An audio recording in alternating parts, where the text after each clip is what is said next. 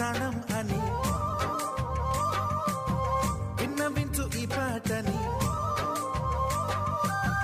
నువ్వు నా ప్రాణమని విన్నవించు ఈ పాటని, ఎక్కడో దూరానున్నా చుక్కలే విన్నా గాని కదిలించలేదా కాస్త కూడా నీ మనసుని, పరదాలు దాటి ఒక్కసారి పలకరించవేమి.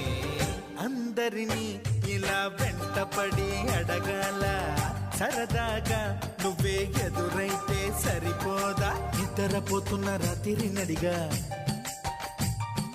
గుడ్డికి చేరిన గువ్వల నడిగా,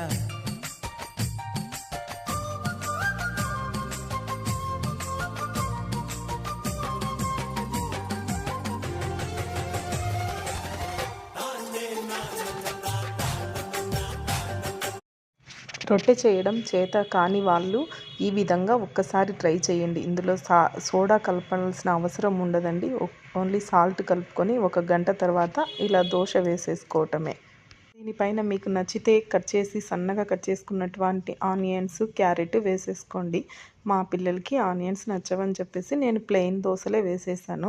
ఇందులో అల్లం చట్నీ కానీ, మనం రోజు చేసుకునే పల్లీ చట్నీ కానీ చాలా టేస్ట్గా ఉంటుంది. ఎన్నో హెల్త్ బెనిఫిట్స్ ఉన్నటువంటి ఈ మిల్లెట్స్ దోశను ఒక్కసారి ట్రై చేయండి, చాలా బాగుంటుంది. ఈ వీడియో మీకు నచ్చినట్లయితే ఒక చిన్న లైక్ ఇచ్చుకోండి.